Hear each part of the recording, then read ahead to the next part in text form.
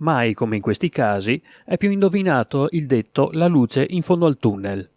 È stata aperta infatti la galleria Madonna del Piave, che collega il comune di Segusino con quello di Quero Vas. Sono stati 8 mesi di attesa e di disagi per i cittadini, ma finalmente perché i disagi erano da ben prima, ormai da 20 anni, no? Quindi da quando questa galleria è stata realizzata, quindi un doppio finalmente, siamo arrivati alla conclusione di quest'opera e devo dire non era così scontato e così banale riuscire a portare a casa un intervento di questo tipo su un'opera già esistente, per questo insomma credo sia davvero un bel risultato nostro e dell'amministrazione del comune di Quero Gas, grazie chiaramente alla collaborazione di ATS che si è fatta carico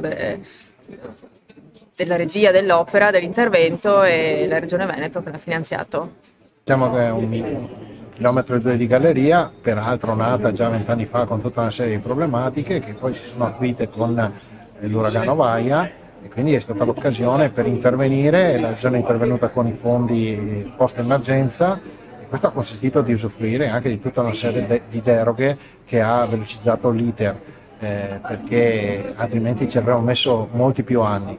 Sembra paradossale, ma in Italia è così, quindi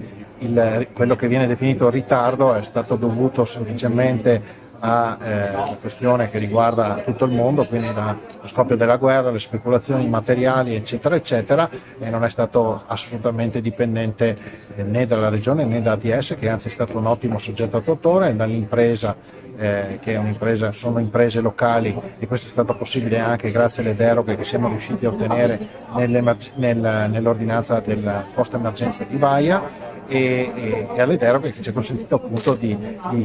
fare un intervento in molto meno tempo rispetto a quanto previsto. Una galleria che si allagava ogni volta che pioveva in maniera rilevante, quindi 1,7 milioni di investimento che consente di mettere la parola fine a questi allagamenti. Quindi viene recuperata l'acqua che si infiltrava, viene condotta verso il Piave con un disogliatore e poi viene messa in sicurezza la condotta dell'acquedotto che porta l'acqua a 150.000 abitanti, quindi un intervento veramente importante. Un lavoro credo ben fatto, realizzato, sicuramente sono stati questi 2 mesi di scostamento rispetto a quella che poteva essere la gestione dell'opera, però siamo anche in un momento in cui sono stati rincari di materiali e poi è un'opera anche complessa, per cui può anche starci che il tempo di consegna dei lavori sia slittato, però questa galleria adesso è praticamente nuova, in sicurezza e vedrete tra qualche mese quando verrà anche completata l'illuminazione, quindi un lavoro che a mio avviso è stato fatto molto bene anche grazie alle imprese che ci hanno lavorato. Presenti al taglio del nastro, oltre che i sindaci dei rispettivi comuni, anche rappresentanti della provincia della Regione Veneto e di ATS, società che si è impegnata nella realizzazione dei lavori. Sì, naturalmente questo è frutto di una sinergia con gli altri enti pubblici, in primis con la Regione Veneto che ha finanziato l'opera per circa 1.700.000 euro, ma anche con la provincia di Treviso, la provincia di Belluno e naturalmente i comuni di Segusino e di Quero Vas. Questo ci ha permesso di mettere in sicurezza una condotta strategica acquedottistica e naturalmente di risolvere anche il problema delle infiltrazioni che creava disagi alla viabilità. Sì, dai, siamo tutti molto felici, molto contenti, va fatto anche un applauso perché lo sforzo è stato notevole da parte della Regione, da parte di ATS, perché poi è facile criticare,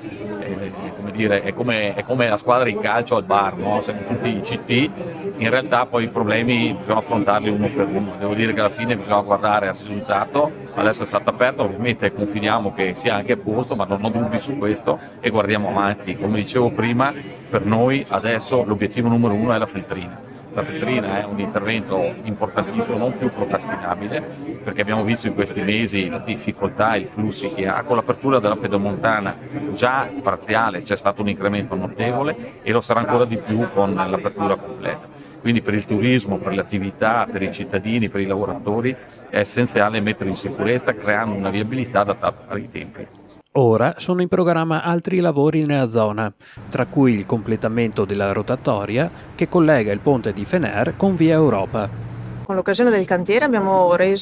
fatto provvisoria in modo anche da poter vedere come effettivamente si sarebbe comportata con il traffico. Devo dire che i risultati sono stati buoni, ha funzionato bene, ha fatto il suo lavoro e e quindi adesso nei mesi di maggio e giugno provvederemo con l'intervento per renderla definitiva con il contributo della provincia di Treviso.